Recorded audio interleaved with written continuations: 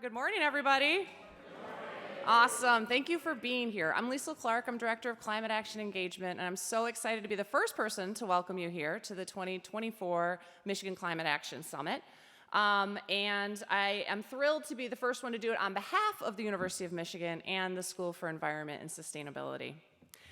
Today, we've got a really robust agenda, so I hope you're participating in a variety of our panels and plenaries, including, of course, our awesome keynotes. In our discussions and shared learning, we're going to talk about some of the most pressing issues of today, democracy and the climate crisis. We cannot, however, address impacts to land and the environment without acknowledging the land itself, and specifically, the land on which we find ourselves today. The University of Michigan is located on the territory of the Anishinaabe people, and we acknowledge the sovereignty of tribal lands and the painful history experienced by Native communities that facilitated the establishment of this university. We further acknowledge that our university stands, like almost all property in the United States, on lands obtained generally in unconscionable ways from indigenous people. We affirm contemporary and ancestral Anishinaabeg ties to this land and the profound contributions of Native Americans to this institution, and the university's commitment to educate the children of Native ancestors. The University of Michigan is deeply indebted to the Wyandot and Anishinaabe peoples, and we still have much work to do in order to honor the intent and spirit of the treaty upon which we were founded. Knowing where we live and work does not change the past, but understanding and acknowledging the history, culture, and impacts of colonial practices is an important step towards the creation of an equitable and sustainable future. Today's conversations will highlight this critically important time for our planet, our nation, and our future. The agenda brings together important conversations around climate civics, and we explore solutions to some of the barriers that are in front of us for climate action. So I'd like to take a minute before we get going to talk about this event in a little more personal way. So I hope you'll indulge me in a story. So I'm going to take you back. It is March 2020. It's been my honor to serve as director of Michigan's Department of Environment, Great Lakes, and Energy for like a little over a year. I've been in that role with a team of incredible 1,300 public servants. I've been able to host the first full department meeting face-to-face that they've had in 7 years. Right, got that right in under the line, so that we could talk a bit about who we are as a culture and create that stickiness. We together have worked for the state of Michigan and the people of Michigan on a few tough issues already, green ooze and a variety of others that I'd be happy to tell you all about and what it looks like from my seat. But I'm generally feeling like I'm ready to face the issue that I've worked most of my professional career on and that I'm really excited to have taken this role for, which is climate and the energy transition.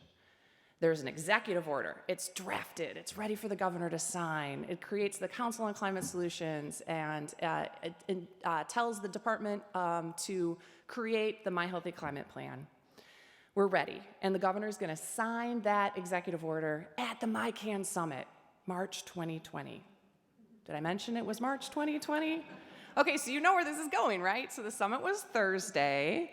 The first Michigan case was Monday. We pulled the plug on Tuesday. So, of course, the attention of state government was really necessary elsewhere. The executive order was signed a few months later, and everything moved forward, just a little bit behind where we were. So this is really full circle for me to have a chance to be with you here today. We're at a point where the My Healthy Climate Plan is a really important roadmap for the state of Michigan. The plan led to the legislative package that passed last fall, really catapulted Michigan to be one of the national leading states around climate action. It also created the foundation for our success in being able to take advantage of federal dollars through the Inflation Reduction Act and the Bipartisan Infrastructure Act. In fact, Michigan is #1 in winning IRA-funded projects, which has resulted in $26 billion of investment in the state and supporting 2,100 good-paying jobs. Yeah, that's really exciting. And on top of that, that doesn't count the number of really awesome programs that the state has built to help communities directly, like the Renewables Ready community to help with siting, the Justice 40 Accelerator to help communities apply for Justice $40 and dollars across the federal government, Solar for All, just to name a few, that are specific Michigan programs. Now, everyone here knows that's not enough. We have more work to do. However, all of that gives me hope. And seeing everyone here together reminds that we are all in this together. So, thanks for joining us today, and most especially, a huge thank you to everybody who made this happen behind the scenes. The planning for this started well over a year out, and there are hundreds of volunteer hours that went into making this all happen for you. So I'm glad we've got good weather. We've got a couple of phenomenal keynotes that you're going to absolutely love, including Secretary of State Jocelyn Benson and Bill McKibben. Much of the programming is a short walk to the Union. We got good weather, so please look for some of those volunteers that are happy to direct you in the right way. And with that, thanks for being here, and I'd like to turn things over to Dr. Denise Keel from MiCAN. Thanks.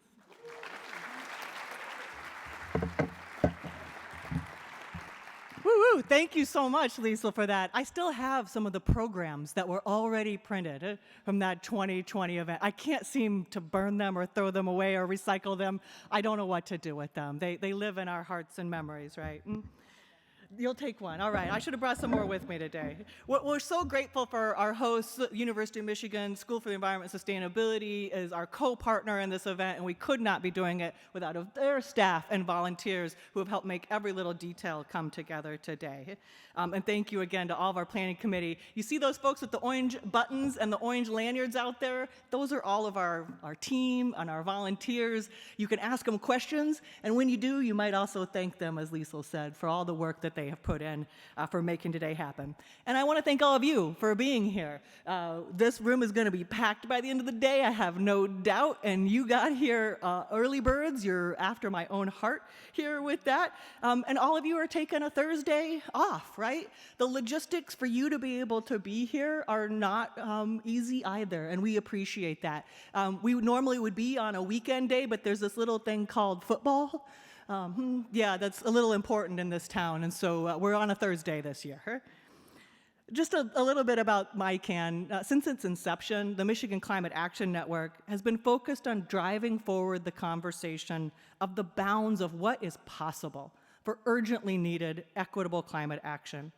And we play a really unique role in the climate advocacy landscape because we are collaborative. It is a network.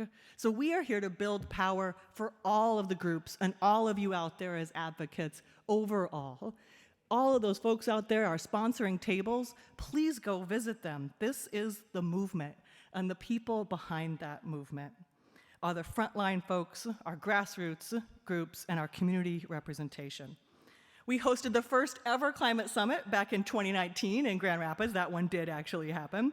And it's through this event that we most publicly commit to our own mission, to be that model for movement building and to make sure that your connections, that switchboard to all of the local leaders that are out there, and that we are supporting and sustaining you as advocates in the fight for the long haul.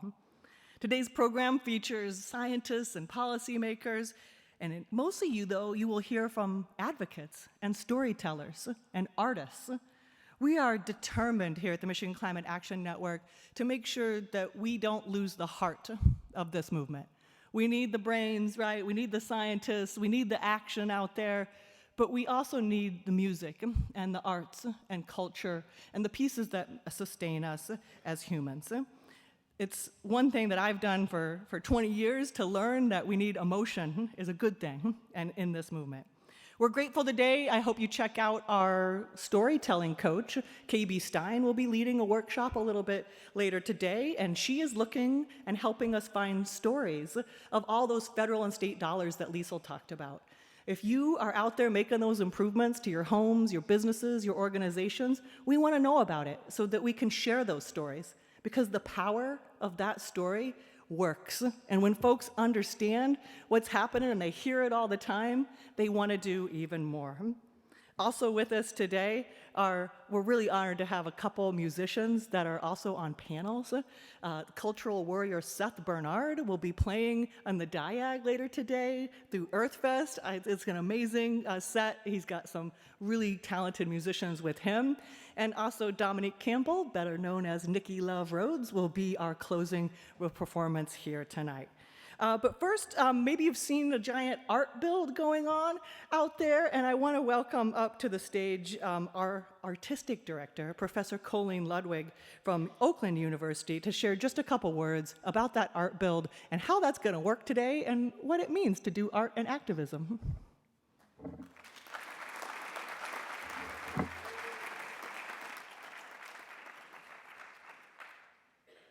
Good morning, everybody. We at MiCAN are so happy to have you here this morning, and we're just thrilled that you're here to be with us today. I'm Colleen Ludwig, and I serve as the artistic director at MiCAN, and I'm so grateful to work for an organization that understands the value of art and culture in the climate movement. Today's art build is called Nest for Our Common Future, and you may have heard about it a little bit in some of the promotional materials leading up to today. And it's a communal branch and fiber weaving project. And you're like, well, I don't do any of that. But we chose weaving because it is literally what we are doing together. Weaving together our communities, our ideas, our knowledge, and our power to make a better climate for the state, the country, and the planet. So you are here today to think and learn and connect and do the hard work of climate justice and advocacy. But it is very heady work. And the art build is conceived to help give you an embodied experience where you can come out, use your body, your hands, and your spirit, and to keep you a little bit grounded in the work, remind you why you do the work, because you love nature, because you love air, you love water, you love the soil, and you love the creatures and all the living beings that the planet supports. It is also meant to be a little bit of a town center where you can rest and connect and reflect. And we have facilitators who are gathering at the Nest who can help you if you're having any kind of big feelings or burnout or just like, poof, you know, overwhelmedness from the day. And that is part of the purpose of this project. So I want every one of you in this room and at this conference, young and old, big and small, and especially those who identify as creative and those who identify as not creative, to come out and add your mark to this nest. Just, it takes a little while. You don't need any skills. We have lots of just volunteers that I'm so grateful for to help you, guide you on what you have to do. But at the end of the day, this is meant to be a visual, spiritual representation of the work that we do together. And so we need your imprint on this Nest for the Common Future. So I hope you have a great day, and we'll see you on Ingalls Mall, just past the tabling tent. And well, I look forward to meeting all of you. Thank you.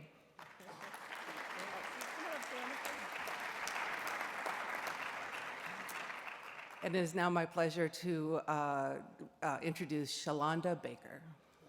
Nice. And take your time, Secretary's late. Okay. Good morning, good morning. Yes, the room is starting to fill up, starting to feel the energy. I am so delighted to be one of the first people to welcome you to the University of Michigan. I myself have only been here for about a month. I just joined this amazing community as the first ever Vice Provost for Sustainability and Climate Action. So can we give the university a hand?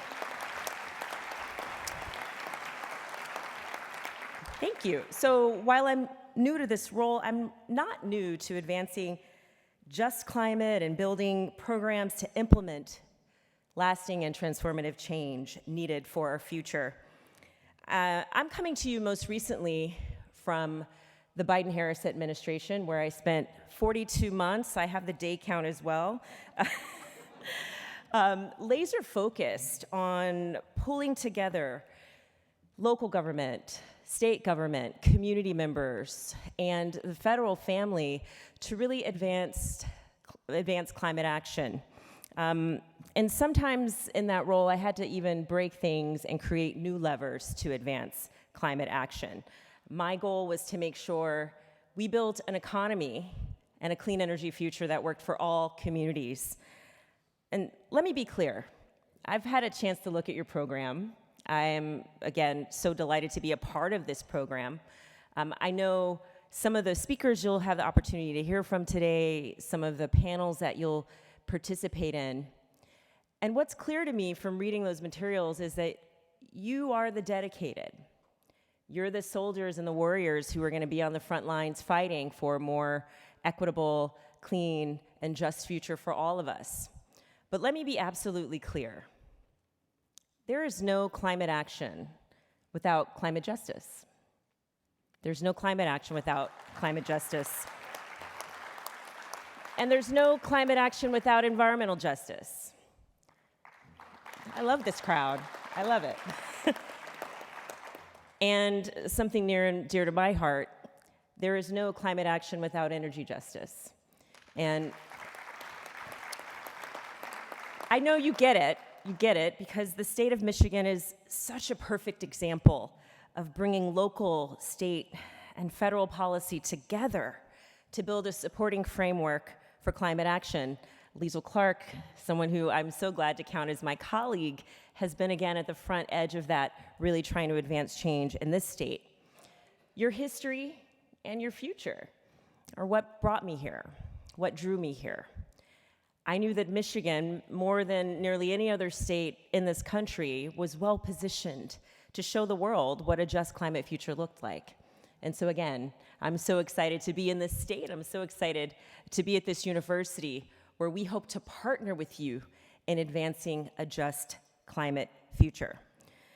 So Liesl already kind of gave an overview of the incredible amount of funding that this state will see, but let me reiterate some of that.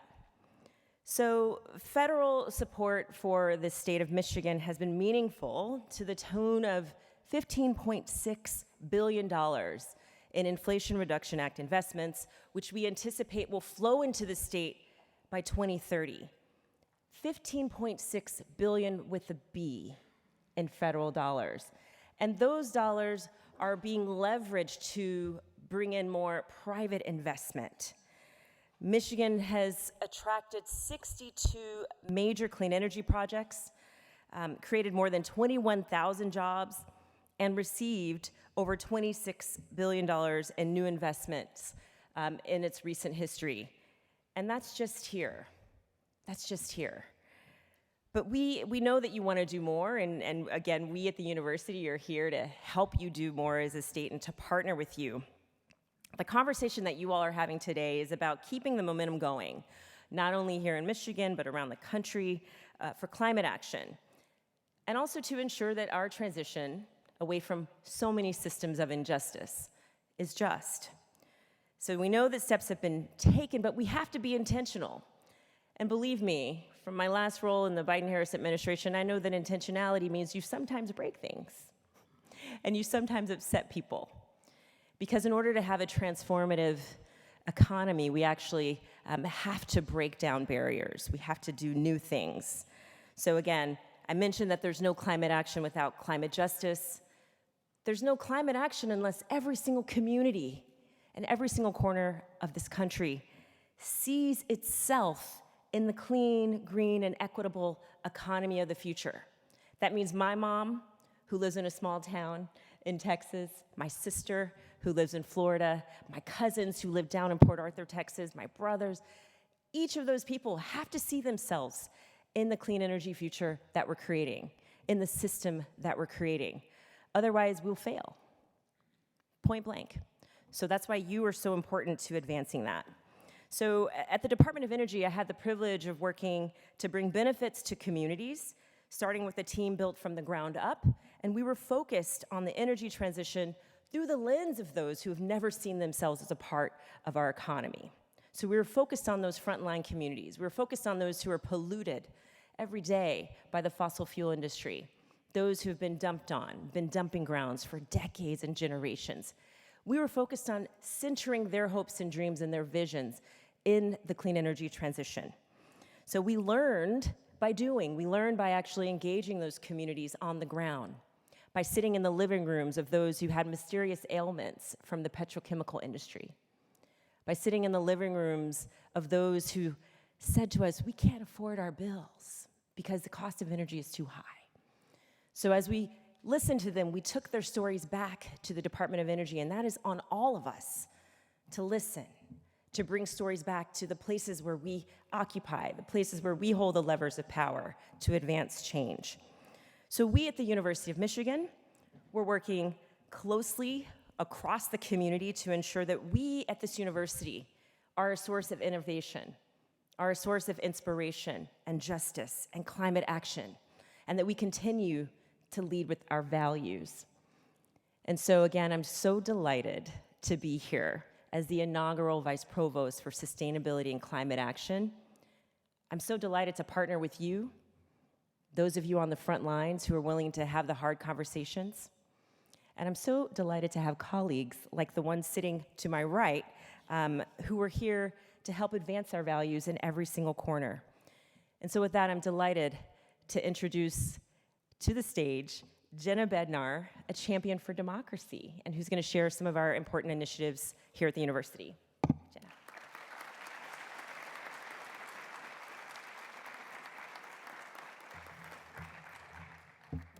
Hello. As I pull my notes out, I just want to say what a thrill and delight it is to be not only at an event that I know is going to be transformative in many ways and empowering in many ways, but also to be among a community of fellow travelers, and I mean that quite literally. So I am a dedicated cycling commuter.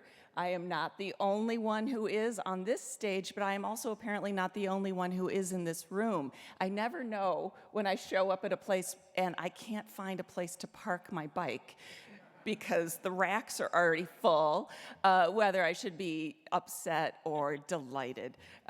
Anyway, having found a place to stash my bike, I'm now delighted with you all.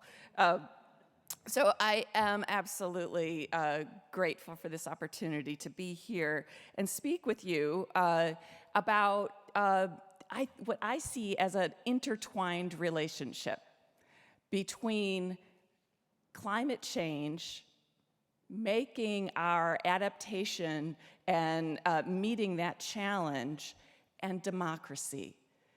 I was at a conference yesterday at the Michigan of the East, and the co-run by I'll call it the Michigan Engineering School of the East, both located in Cambridge, Massachusetts, on democracy, but it was opened by the organizers talking about climate change. And I didn't expect that.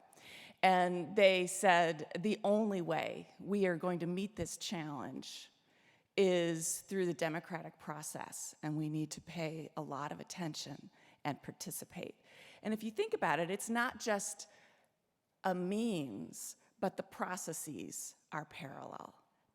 It is a global challenge, climate change, and democracy may seem like a big and abstract challenge right now. And both of them, to be effective, are going to happen at a local level and between people and by all of us acting. So it's just a delight to be able to be on this stage with people who are working to make this happen and to share with you some of the things that we're doing at the University of Michigan. So with all of that, I'm Jenna Bednar. I am in the provost office as the faculty director of UMich Votes. I'll tell you a little bit about that. And I am also co-chair of the campus-wide, in the president's office, co-chair of the campus-wide Year of Democracy civic empowerment and global engagement. And literally, you could call it the Year of Sustainability, Civic Empowerment, and Global Engagement, because it would be the same, right? And within that work, I'm working with the Dean of the Ford School, Celeste Watkins-Hayes, and the newly returned Dean of Literature, Science, and the Arts, Rosie Sabato. So what are we doing? We have this, when Celeste and I started working on the Year of Democracy over the summer, we knew that we didn't want to start with thinking about programming and events. We wanted to start with a frame, and that frame is taking the amazing knowledge creation and dissemination that's happening on the University of Michigan campus and coupling that with building up a sense of agency, of responsibility, of empowerment of our community. So that means building up the tools of citizenship so that our community, for sure, the 4 years we have with our undergraduates, but literally everybody, including all of you in this room, to become confident citizens. And then also, and here's where events come back in, we wanted to create a campus-wide culture in support of democratic values. And in this, we wanted to call in or bring in everybody. For Rosie, Celeste, and I, the mission that we're on is democracy for all, by all. And as Shalana was talking about justice, it's democracy can't happen and can't be real without justice for all. So all are included and needed.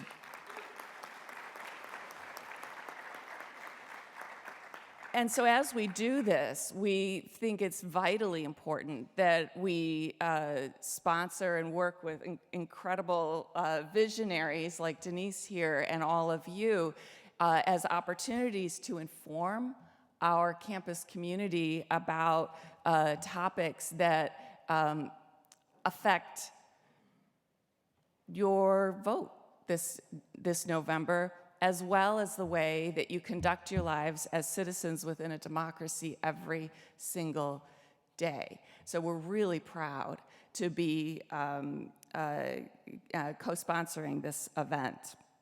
We're also, there are many other opportunities we're seeking out and bringing to our campus community, opportunities to see across difference, to come to try to understand the differences that are so important and really make up the fabric of our democracy so that we can rehumanize the other, come to some kind of understanding of people who see the world a little bit differently, and maybe in that way find some common ground. Because if you're going to make policy, you have to find the common ground and build on that.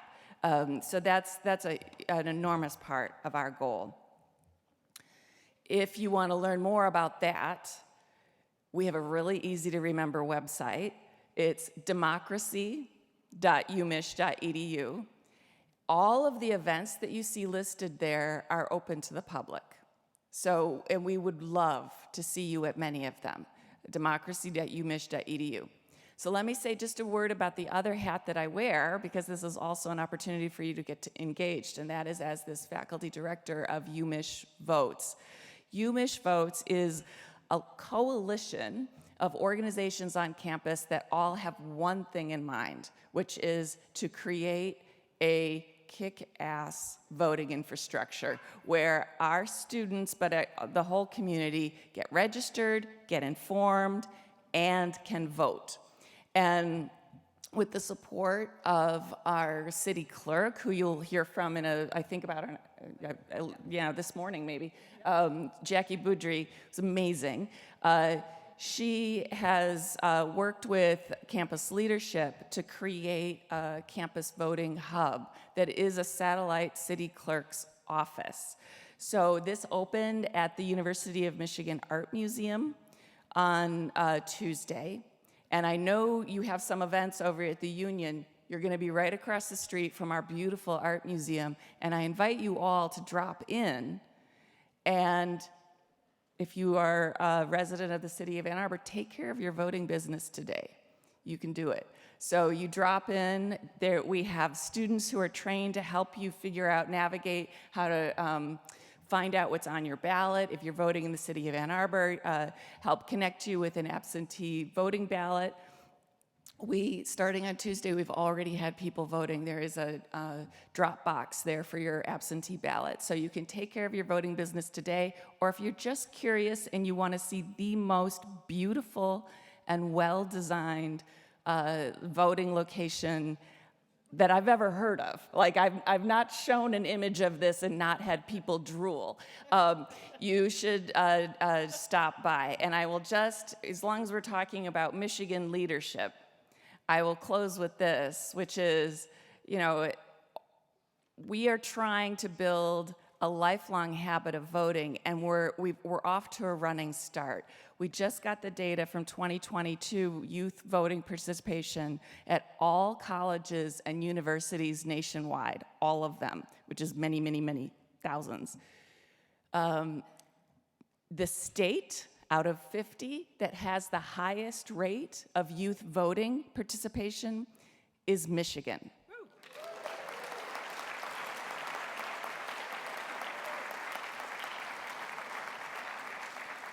Of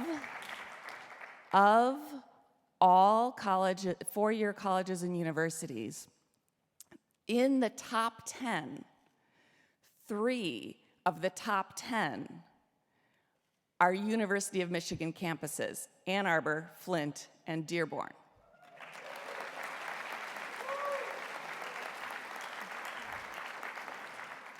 The top university or four-year college in the country in 2022 in youth voting turnout is U of M, Flint.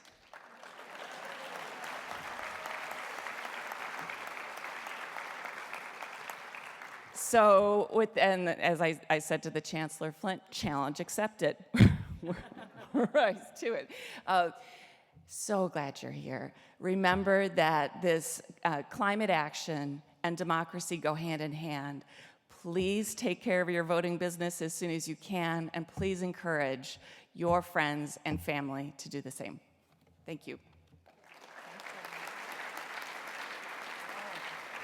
And I get the honor of calling up to the podium the Dean of our Sustainability School, Jonathan Overpeck.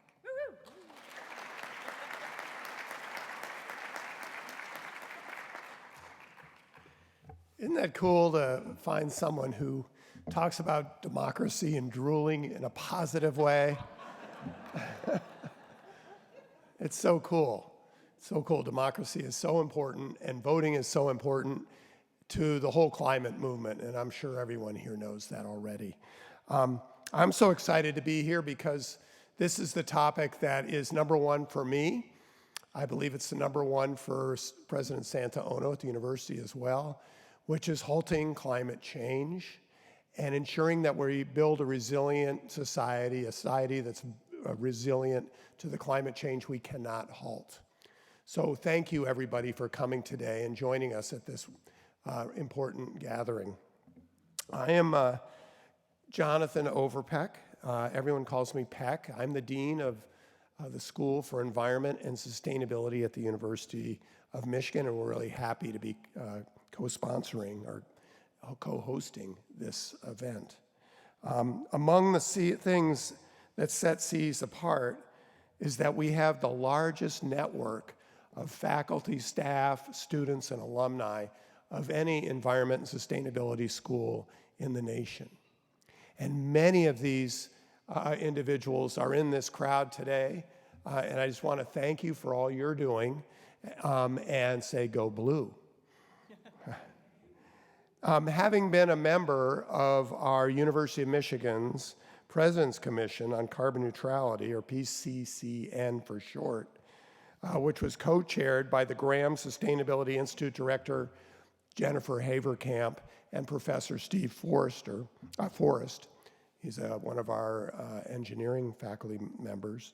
I was fortunate to be involved in the genesis of getting us to where we are today as one of the largest research universities in the world going carbon neutral. The progress that we've made so far is inspiring, and we continue to build momentum. Some of the momentum that we're building is organizational. It may seem kind of stodgy to talk about that, but we need really smart, determined leaders at all levels of the university pushing progress along. That's why the PCCN recommended the creation of 2 positions high up in the university that would help propel the University of Michigan farther than any other university in the country in dealing with sustainability and climate action. One of these positions, you've already met Dr. Shalonda Baker, is the Vice Provost for Sustainability and Climate Action. And then on the other side of the house, which we call the operational side of the house, is just as important in getting the job done. We have a new Associate Vice President for Sustainability who's sitting down in the front, Dr. Shauna Weber. So I want to thank these 2 individuals.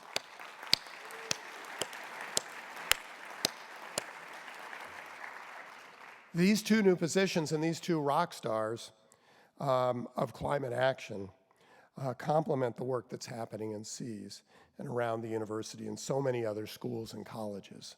And it really makes me proud to be at the University of Michigan.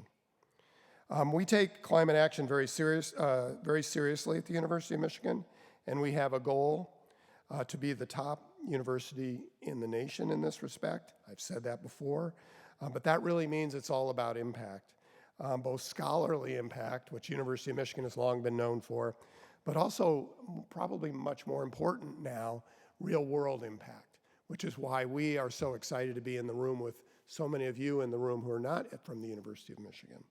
And thus, the real goal here is to build partnerships across campus to bring all these great disciplines and expertise together, but build the partnerships off campus as well, working with communities, citizens, businesses, governments, NGOs, wherever we can increase impact and speed climate action. That's where we want to be, working with you.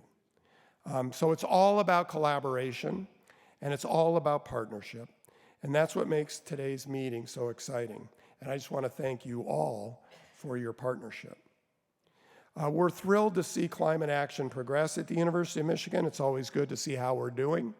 I just heard Shauna earlier this week giving us an overview. And in addition to procuring all our purchased electricity increasingly from Michigan-based renewable sources, we're already constructing across our huge campus geo-exchange heating and cooling systems to serve our buildings. We're going to leave gas behind as a campus. We're electrifying our vehicle fleet. You might see our electric buses driving around Ann Arbor. We're decarbonizing our endowment. How many other universities are doing that? Not too many. And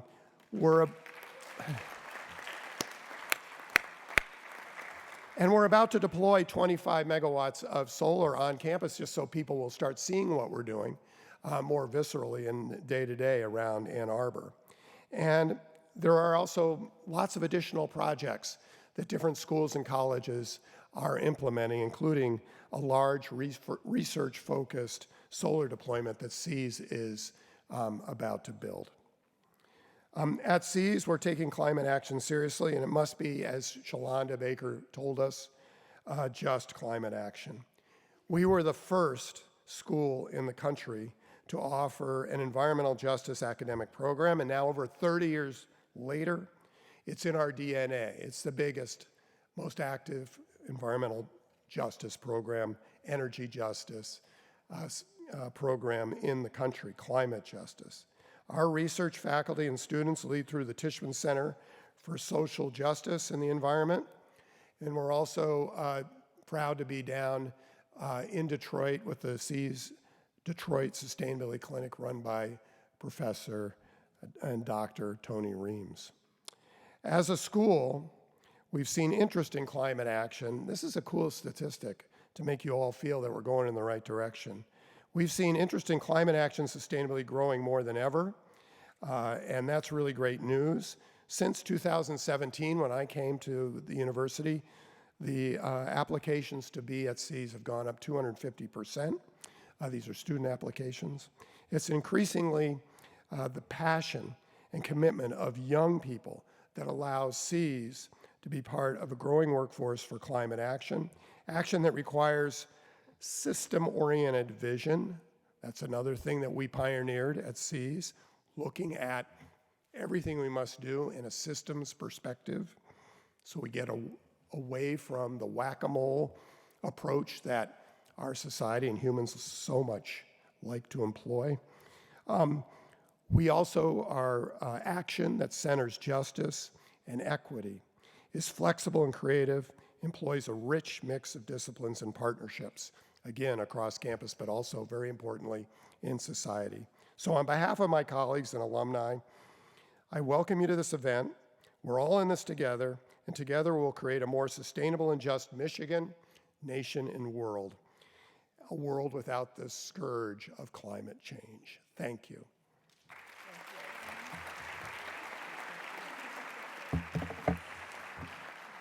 Well, I hope you can see why MiCAN is at U of M this year, right? Thank you for these amazing initiatives, right? We have choices where we go, and we want to always make sure that we are at institutions that take it seriously and are taking these actions. I commend all of you for the amazing work at the university, not just on climate, but the democracy drooling is going to be the comment of the day, I believe. I just want to, the Secretary of State is almost here, so you got to listen to me till she gets here. So I want to just remind you all of the theme of today's summit. And we are really the People's Summit, is how this is known, because we are so community, frontline, and based. Our goals today are to depict the interlocking crises of climate and democracy. We both suffer from the same myths and disinformation, and from a tyranny of a vocal minority, right? Part of today is learning how to stand up for each other and support each other and speak the truth that needs to be told. Our second goal is to educate the populace and empower you as lifelong voters. It's why we're so pleased that it was turned out to be the year of democracy here on campus as well. The League of Women Voters, Washtenaw County is also out there. Woo, woo, thank you. We will get you registered and get you set straight today, okay? Do it today. And we want to provide everyone with tangible ways to perform your civic duty in your communities. When we think about civics, voting should be the easiest thing we do. But there's so many other things we do in our communities, from volunteering to hosting your events to running your organizations. That takes a lot of work, and many of the sessions today are designed to help you sustain that very work and to rely on MiCAN to help you do those things. When we think about the climate response and democracy response as interdependent, the way that we usually talk about that is the polling is very clear, right? Most Michiganders, most Americans want stronger climate action. Over 70%. So why can't we have nice things? Right? Part of it is on us. We have actions that we need to be taking. And that is, again, the heart of the summit. You're going to go to these great panels, but you're also going to go visit all those sponsoring tables out there, because they got the action that you can take today. We also are a bit of an anniversary today. Last year, September 26th, was the Clean Energy Rally at Lansing at the Capitol. We turned out, many of you were there, we turned out about 500 folks to make that happen, and we hope to have 1,000 here today. The more that we can show that it's not just polls, that it is real people who are behind this movement, who are willing to take those actions and vote those actions, the stronger our movement will become. All of you as advocates for just and urgent climate action, you are the vast majority. Let's start acting like it, okay?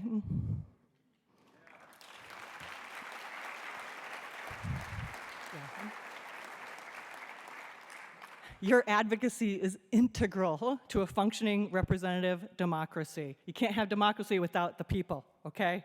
And that's what we're here to do today. And again, the easiest way to engage should be to make our voice heard through casting our vote. And first up, to kick us off today, I could not imagine a better keynote address. Believing that a healthy democracy is one in which government works for everyone, Secretary of State Benson's work overseeing Michigan's 2020 and 2022 general elections, both of which drew record-breaking turnout and were more secure than any prior election in state history, earned her national recognition, including the John F. Kennedy Profile and Courage Award and the President's Citizens Medal. A graduate of Harvard Law School, an expert on civil rights law and election law, we're going to welcome to the stage Michigan's 43rd Secretary of State, Jocelyn Benson. And we're going to do a little switcheroo.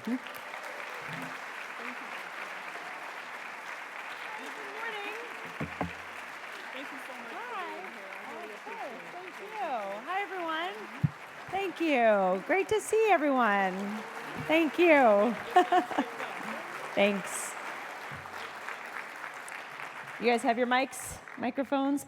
Well, thank you for that warm welcome, everyone. Today is the first day of voting for our November election. So I'm very excited to be here with all of you to celebrate this. We've got a packed day all around the state, and our clerks, we've got 1,500 clerks, 83 county clerks, and 2 of our local clerks here with us today that are committed to making sure every day of voting goes smoothly. And we really want to make sure you leave today with a real understanding of everything these professionals are doing on the local level to meet people where they are and ensure that every voice is heard and every vote is counted. We know that the eyes of the nation and probably the world are on Michigan for these next few weeks. And our voters all across the state, no matter how they vote or who they vote for, will be making a clear statement about the future and that will define the future for our state and for our country. And so one of our jobs, our responsibilities as Team Democracy in the weeks ahead, is to make sure citizens know 2 things: the power of their vote and how to exercise it. So what we're going to talk about today is that second part, but what you already know is that first part: the power of your vote to define our future, and how important it is that we help everyone be informed and engaged in this moment with trusted information about what's on the ballot and about the impact of their vote. And the last thing I'll say before turning it over to our clerks who are going to talk about the work they're doing to prepare for this fall and what these last few months have looked like for them as they prepare for opening day of our election season today. The last thing I want to emphasize is that there is a lot of efforts designed in this moment to try to confuse people about the power of their voice and their vote and how to exercise it. So what we need from all of you in the weeks ahead is to be ambassadors for democracy, to help cut through the noise and the chatter and the chaos and the confusion that so many globally and nationally, and even in our own state, will want to inject into the process in this moment. You can be the voices that cut through that noise and help people get the clarity and confidence that they need in this moment to believe in their voice and in their votes. And so you're going to hear today about the professional work that our clerks are doing, not just here in Ann Arbor, but all across the state, but we've got 2 of the best right here, and how hard they're working to make sure the integrity and security of our elections hold. We need your help to tell our story so that folks know that their clerks are trusted sources of information and that citizens can be proud of our elections in this state, and really in every state, but especially in Michigan, because we do so much every day to ensure, no matter who someone votes for, that they can trust the integrity of the process. And so your job will be to be those ambassadors for truth, to not spread misinformation, but debunk it, pre-bunk it.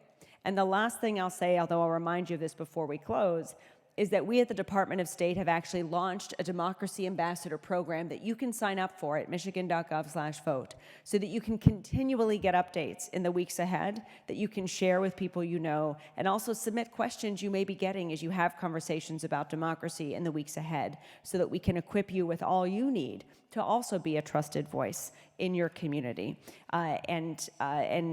within your spheres of influence. So with that, I'm going to open it up to our panel discussion. We've got two of our great election officials in the state of Michigan with us here today. We've got Melanie Riska, the city clerk from Sterling Heights. She was the 2020 Clerk of the Year and is the president of the Michigan Association of Municipal Clerks. And we also have Jackie Beaudry, who needs no introduction here in Ann Arbor. She was the 2019 Clerk of the Year and the immediate past president of the Michigan Association of Municipal Clerks. Melanie and Jackie are really the leaders in our clerk community, and it's one of the reasons why I'm happy to always visit their voting sites on Election Day and throughout the early voting period, because they emulate best practices for every clerk in our state. So we want to start by asking you guys what the last few months have been like as you prepare for the voting season, and what are the types of things you've been doing to get voters in your communities ready to participate this fall. Melanie, you want to start? Sure. Is this on? I think it is. Hi, everybody. I am Melanie Riska. As Secretary stated, I am the clerk for the city of Sterling Heights. Just a little bit about me. I have been in the election industry for about 22 years now. I worked in a couple of small communities. I've worked in the elections department in Wayne County, Michigan, before I landed in Sterling Heights. So I'm extremely passionate about elections, and I'm happy to be here today. I'll let Jackie introduce herself before we delve into it. Okay, thank you. Thank you, Melanie. Thank you, Secretary Benson. So I'm Jackie Beaudry. I'm the Ann Arbor City Clerk. I've been here in Ann Arbor about 20 years now. We're doing a lot of things on campus in particular as we get ready for this election. We just opened 2 days ago, actually, our satellite city clerk office at the Art Museum at UMA. And one of the things I want to talk about as we think about making voting more accessible is what we've done on campus, not just to bring voting to our new voters, but also to educate them. And I think Dr. Bednar might have already talked to you a little bit about the UMich Votes Coalition. But what we are doing on campus is really making sure students understand why voting is important, what's on the ballot. 2 years ago, we had a climate millage on the ballot, and so we want students to know what are the things that are important to them. And then, of course, this year, making sure that we get students registered and access to voting ahead of the election day. Yeah, and I think the big thing that came out of Prop 2 of 2022 was same-day registration, which I think is beneficial for all voters in the state. If you are here on campus and you realize, oh, it's election day and I need to vote, you can just visit one of the satellite offices and register same day. I know that's had a huge impact for you here at the University of Michigan. If you want to talk about that. Do you want us to go into some of I the... mean, it's interesting, Melanie, I'm glad you brought that up. I was going to wait to get to the tough questions, but Jackie, while we're on the subject, one of the, I want to talk about early voting, which of course is new this year, but one of the stories, I guess you could say, out of 2022 were the large number of students on campus here in Ann Arbor and in East Lansing who decided to register and vote on Election Day, and late in the day on Election Day, leading to everyone showing up at like 4:30.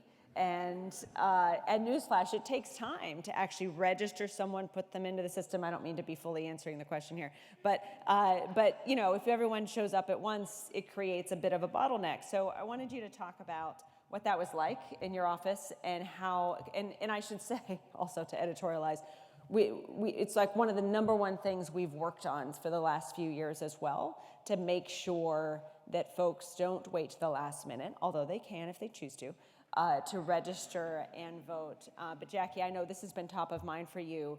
Why don't you talk about, if you want, what that was like in 22 and how you managed to essentially ensure everyone was registered and everyone could vote, and the work you've done since then to prepare for this fall as well. Well, sure, thank you. Of course, that was a midterm election, and I actually touched on that just a little bit about educating students and our partnership with the UMich Votes Coalition in 22. We had actually titled the 2 satellite offices Midterms Matter, and we were really trying to educate why it's important to come out and vote, get registered, vote early. And unfortunately, that message didn't resonate with everybody and early, and so we did have very long lines on election night in 2022. It wasn't what we wanted. I guess flipping the script from long lines was that locally, a lot of people were also at the same time energized to see that students did know we were at UMA as well as the Duderstadt Center on North Campus, and they knew where to go. And even though it generated long lines, we were accessible to them. And so the message that we're trying to moving forward is we want you to vote, but we're here now, so come register, vote early. And I would just like to say, as part of both the Michigan Clerks and the UMich Votes Coalition, immediately following what happened in 2022, we worked legislatively to get laws changed that allow an easier process for same-day voter registration. This year, we have vote centers on campus, so we won't be issuing absentee ballots on election night. So if you do choose to register on election day, you can actually vote at UMA and Duderstadt as well as City Hall. So we think that change alone will speed up the process. We successfully lobbied to eliminate challenge ballots for people registering in the last 14 days, and we think that will also lead to a better success rate for us on election day. And then Secretary, we actually opened 2 days ago. We had ballots and we were gonna be there for registration, and we actually started issuing ballots on campus 2 days ago. And fun story, one of our UMich Votes partners said, a student came up to me and she said, I was in your line on election day and you told me you could come in any of the 40 days ahead of election day. And she said, I'm gonna do that in 24. And she was there on opening day. So we were very excited. That's great.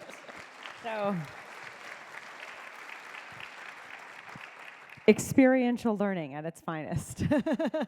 That's great. Melanie, what have you seen in Sterling Heights on the same day, the option that voters, that all citizens have to register on election day itself? Have a lot of people taking advantage of that over the last few years?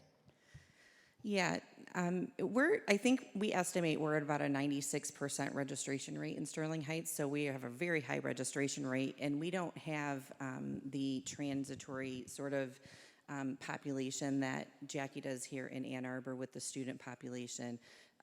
But you know what, we're always open. We always want to open accessibility to voters, and we want to educate voters. We are encouraging our voters, obviously, to register early, but we're encouraging voters to early vote. Today, and I know we'll talk about early voting in a little bit. Today, just so you all know, today is the 40 days before the presidential election. So ballots are going out en masse. So if you have requested an absentee ballot, it is being dropped in the mail today. And so I was actually downstairs hoping to check my text messages for our 22,000 ballots that are going out, but it's a dead zone downstairs. So I'm just gonna hope and pray that all our ballots went out. Yeah, and one thing with registration is we have gone out to multiple entities within our community. We do new citizen forums at our Chaldean Community Foundation, and we register voters there. We talk to our high school students and get them registered, but we also have pre-registration now, so that has been very helpful in making sure that everybody is registered, because you have to be registered to have your voice heard and vote on election day. Yeah. So. Are you seeing this day, or for the last few days, Jackie, as you are sending out the ballots, how are as many people, you're seeing a lot of voter enthusiasm out there, or are you seeing the same amount of people who requested ballots in the past? I know we now have a permanent ballot list that someone could be on to always get their ballot, but how are you seeing enthusiasm among voters in your communities at this point in the process compared to 2020 or 2022? In 22, I think we issued about 45,000. We tabulated about 42,000 absentee ballots. So we're a little under there. But again, remember in 2020, we were in a pandemic. So we really encouraged voters to vote by mail then to, social distancing and whatnot to keep everybody safe. In 2022, I think we're about the same right now. But we had a higher turnout in precinct. I think what is going to do an uptick, especially with the permanent ballot list now, so you can apply for a ballot, apply to be on that list one time, and you automatically receive a ballot every single election. And I think what is going to happen is more people are going to sign up for that.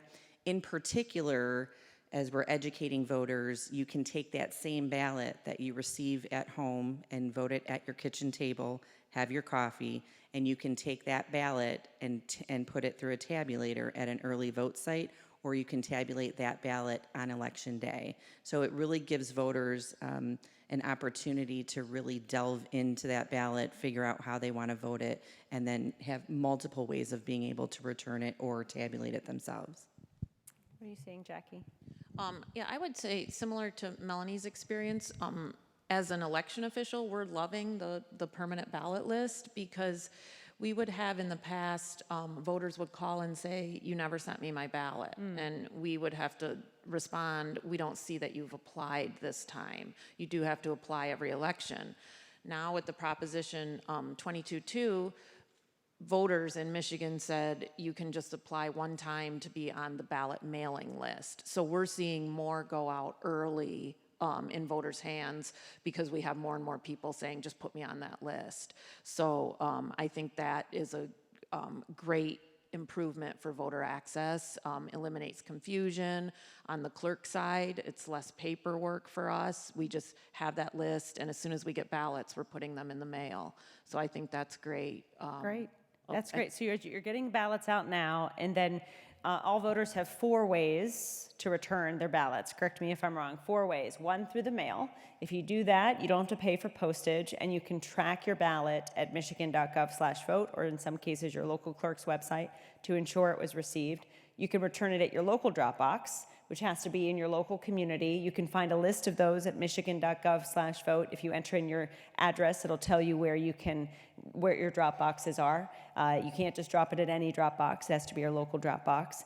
And those are checked daily and monitored by video. You can return it in person to your local clerk's office, or you can return it in person during voting period, early voting in particular, and election day as well. So 4 ways to return your ballots, however you choose. When people return them through the mail or at a drop box, they sign the envelope, and that is used to verify their identity. How reliable do you feel is that signature to identify voters and protect fraud? I think Protect against fraud, sorry, not protect. we get. Yeah. I think I'm fortunate in Ann Arbor. There's a high level of confidence in the work that we're doing in my office, but we do get questions about how are the drop boxes checked. How do I know who put that ballot in the drop box? And so we do assure anybody who calls, whether it's a voter or an interested party in the process, that every single signature is checked against either the Michigan driver's file, so it's the same signature that's on your driver's license. We see that locally. If it is somebody that doesn't have a Michigan driver's license, then we actually have that signature we captured at the point of registration. So every single ballot is checked, the signature is verified, and then we actually follow up with voters to give them that extra sense of confidence, and we tell them your ballot has has been checked in, and it's actually been sent to the absent voter counting board, so they know that, in fact, not only did we receive their ballot, whether through the mail or in our secure drop box, but that we've approved it and it is ready for tabulation.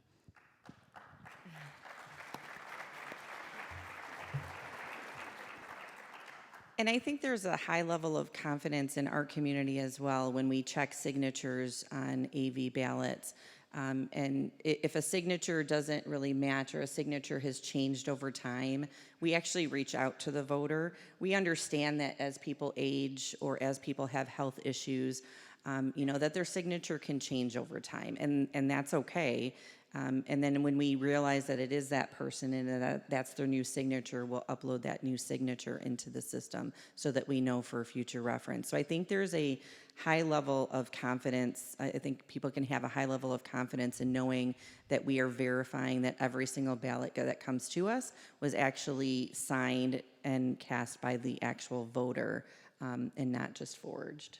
Yeah, and I think it's really important for everyone to know just how meticulous our clerks and their staff are at checking those signatures, following up with voters if there are questions, and making sure that that identity aspect of the process goes smoothly. Now, new this year is, of course, at least 9 days of early voting, early in-person voting. So while today is the day that ballots officially become available throughout the state and are mailed out to citizens, although as Jackie pointed out, for certain groups, particularly for people abroad and others, ballots have actually been available for a few days now. But this is the day when traditionally we're sending out ballots, or you can come to pick up a ballot, and voting can begin in that regard. But actually the use of machines to accept ballots and feed ballots in, that'll begin a little bit later in October, particularly in most communities, October 26th, which coincidentally is the date of the Ann Arbor, Michigan game, the Michigan State game. So we're gonna bag a big early voting kickoff here in Ann Arbor for the Michigan State game. But at the same time, it's a big day for us because it's the first presidential, the first major election. We've done this at the primary, the February and the August primaries. But this is the big show, and this is early voting for the first time for citizens. And I'll add is I want to begin by asking you guys what you've done to prepare for early voting, what it's been like so far in the 2 elections where you've had it, and how you're working to ensure citizens in your communities know about it. The biggest challenge we've seen statewide is that it's new for people to know you can actually just vote in person on the Saturday or Sunday or a full week before Election Day.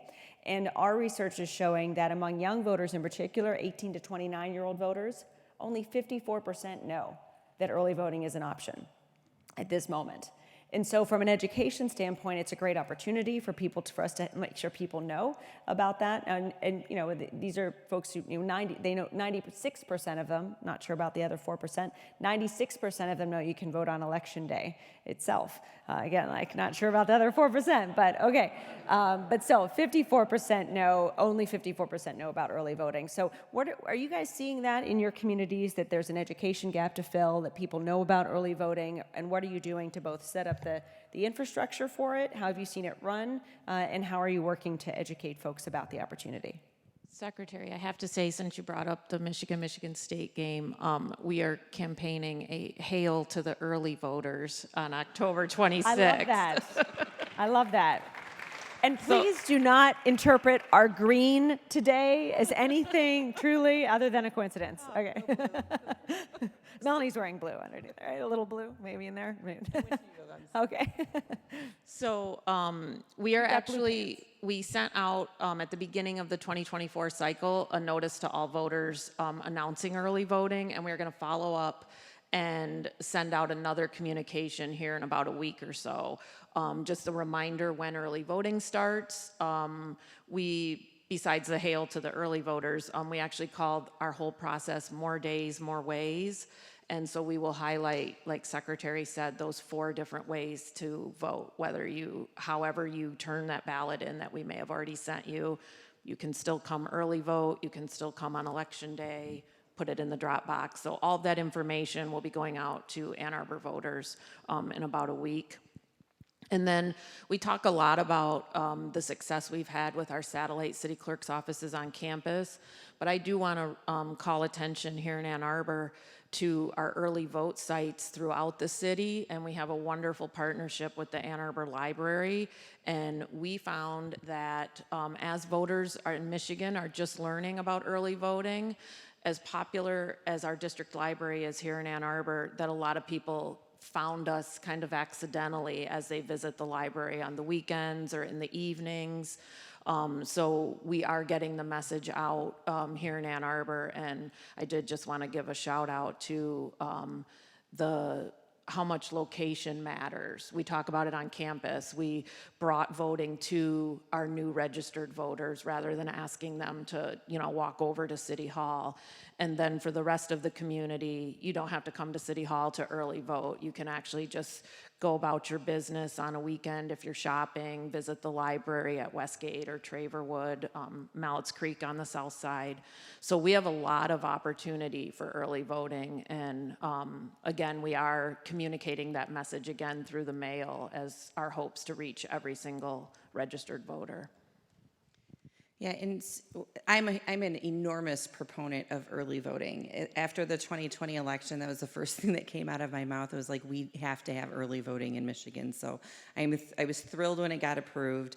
And we embarked on a Let's Vote, Know Your Options voter education campaign where we hold community forums. We go out to any organization in our community that calls me and says, hey, can you come and speak on things? I will send my team. I will be there just to make presentations.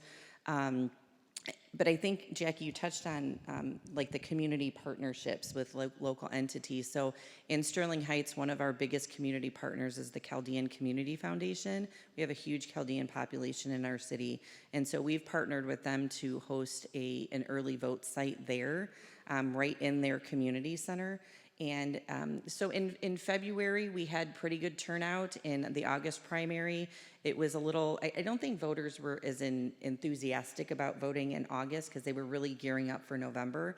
But we expect that our early vote sites are going to be, we have two, we expect that they're going to be quite popular. And it really is just letting voters know, here's your options, right? 9 days of early voting is a huge opportunity for, people who work, moms who have young children who, have to focus on their kids during the week and this and that. And, and we encourage moms to bring their kids too with our, our future voter stickers and whatnot. But we want to see a high turnout in early voting in our community. And we want everybody to know what their options are. That's great. And it is truly a great option out there for folks to know about. And so one of our asks is for your help in making sure people know not just that they can vote early, but where to go to vote early in Oakland County. There is county-based centers in other communities like Ann Arbor. You've got Ann Arbor-based centers, and you can go to michigan.gov/vote to enter your information and see where your early voting center is in your community. The other thing I want to talk about after the voting process is, of course, the counting of the process and the counting of those ballots. Can you help clear up some of the confusion around when absentee ballots or those ballots that are sent out today and returned, when are they going to be counted this year? So now in legislation, we are permitted to do, it's either called pre-processing or early tabulation. So we are permitted 8 days before the election to start counting those ballots. It is an open process. We permit the public to come and view. Challengers are permitted to be there. We run it just like an absent voter counting board that we do on election day. Votes, so the ballots are processed, they're tabulated, but the tabulators do not produce results. And I think that's a differentiating factor that needs to be very clear when we're talking about this. So while all of you as ambassadors are going out and you're talking to your friends and your neighbors about the election process, just iterate that while we are tabulating the ballots, they are not being, we don't have any results until 8 p.m. on election night. That early tabulation is a huge, it's going to be a huge benefit for us. We tried it in August. It worked quite well. Processing processing AV ballots is a very laborious task. We go through painstaking steps to make sure that the votes remain private. So while you return your ballot in an envelope with your name on it and your signature. We have very specific steps to take to make sure by the time that ballot is opened and flattened and ready for tabulation, we can't identify it back to the voter. So the more time that we have to tabulate those ballots, the better it is for us. And I would just like to point out, when you're talking about people, whether that's nationally or whatever the noise is about election results and the integrity of the vote counting, that it does take time, and for our focus is on the voter and making sure that every voter has the right to cast their ballot. And that includes putting your ballot in a drop box all around town up until 8 p.m. on election night. And so those last ballots, we also reach out to the post office at the end of the evening to make sure that every possible absentee ballot is in our possession. And so those ballot drop boxes are closed at 8 o'clock, and that process we talked about earlier about checking signatures, that still takes place. So there is a last minute check-in of the final votes. So nothing, bad or nefarious is happening. It's just voters have a right to turn their ballot in until 8 p.m. on election night. So there is a late processing of the very last of the ballots that we receive. So I just wanted to call that out. We're happy to have some of the changes in law, some tools available to us like early tabulation, but it is by design, the voting doesn't end until 8 o'clock, and so it takes time to count after the polls have closed. And same thing for early voting. As Melanie said, people are casting their ballot. We're not going to run those results until 8 o'clock on election night. So there's no results made public even to us until after 8 p.m. Yeah, interestingly, one of the things you can do if people are saying, I want my results in as soon as possible, is to make sure that you're not waiting to the last minute, and you're encouraging others to not wait until the last minute to return your ballots. That really is, in this moment, what will cause any sort of, I wouldn't call them delays, but would extend the process for tabulation and processing of ballots beyond 8 o'clock on election night. So every ballot that gets in now, every ballot that's voted early, every ballot voted on election day will be able to be tabulated probably by 8 p.m. in most communities on election day. It'll be that last chunk of ballots that come in probably in the afternoon to evening that will be the final ones to be processed and tabulated, and will be the ones being tabulated when you're waiting for those results. The less that there are in that chunk, the quicker the process goes. But notably, every year I've seen, I don't know if you guys have seen this too, and we track the numbers, almost half in some cases of ballots that are sent out come in on election day or the day just before. Have you seen that as well? I was just going to comment on that. Yeah. In 2020, at our 8 p.m. pickup, now we have 7 drop boxes throughout our community. And on election day, we have somebody going around all day long picking up the drop box. And so at 8 p.m. on the very last pickup, there were 2,000 ballots. And so of course, when you bring can you imagine what 2,000 ballots looks like?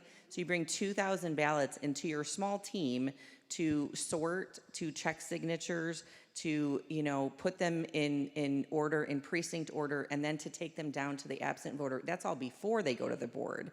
And then to take them to the absent voter counting board, and then to go through those painstaking steps that I told you about to ensure that that vote is private, and then to tabulate it. It takes a tremendous amount of time. So we have always encouraged people, we have early voting now, but we also want you to vote early. So turn your ballot in early, right? But yes, yes. Yeah, there's something. Yeah, if you want those results in as soon as possible after the polls close, get your ballot in early so that we're not counting all those last minute. But yeah, we will always track, and we'll get to Monday before election day, and 50% of ballots still haven't been returned yet, which really tells us you're going to get a big chunk in at 7 o'clock at night, which is what we're going to be doing while you're waiting for those results. So you can be a part of helping us get those results in earlier by returning your ballots earlier. Jackie, did you have anything you wanted to add there, or anything you see? No, I would just agree that maybe since the pandemic, that Yeah. for whatever reason, voters, they are returning those absentee ballots, or maybe it's the convenience of the drop box. I know I don't have to plan for the mail, so I'll just Yeah. go ahead and do it on election day. But we definitely have seen over the last couple of elections, more and more people turning their ballot in through the drop box in the last day or two. And that's okay, just like we say it's okay to register on election day, but we're also trying to communicate to voters, like we're here now for registration for absentee voting. We have now the early voting in those last 9 days before the election. So while you can wait, you have options to do it earlier, and so we would obviously encourage that. Yeah, the biggest thing to leave with is that you all can be a part of ensuring efficient and secure elections. Signing up to be a democracy ambassador, becoming experts in the work so that you can tell others about all the hard work our election officials do every day to make sure things go smoothly, and also making sure if you want to serve as an election worker, you sign up to do so. Are you guys fully staffed and ready to go, or do you still need people to sign up to be poll workers this year? We always need people, so anybody sitting in the room, if you would like to come and apply to be an election inspector at any community that you live in, all you have to do is be a registered voter in the state of Michigan, so you can actually work anywhere. And then I would be remiss if I didn't note that 16 and 17-year-olds are permitted to work. We call them interns in our community. So if you have children or grandchildren, and this is an excellent, first off, it looks amazing on a resume, right? But it's also an excellent way to be a part of democracy. Secretary, I always say that we have enough workers, but I haven't yet turned anyone down. So we're continuing to take more, even if we think, we have enough workers to manage. Maybe 2 years ago, we opened up to, we realized while we had a great partnership with U of M Law, we weren't getting a lot of undergraduate students to work. And we placed students on polling places on campus. And now we are very flexible with, you might be assigned the whole day, but you're free to leave to take a class, or it doesn't have to be like a scheduled lunch break. And when we offered that flexibility in shifts, we found that a lot more undergrads were coming to work for us, and so that was great. And we do pay well. It is a paid position. Yeah, that's great. Starting election inspectors are $18 an hour. Right? So you can also state why. This is for Sterling Heights and Ann Arbor. You can also go to michigan.gov/democracy-MVP, as in M and then VP of our elections, to sign up to just be part of a pool of people who are trained and able to deploy to any community that needs it. So it's michigan.gov/democracy-MVP. Thank you, Melanie and Jackie, for your time and expertise today. And thank you all for being here.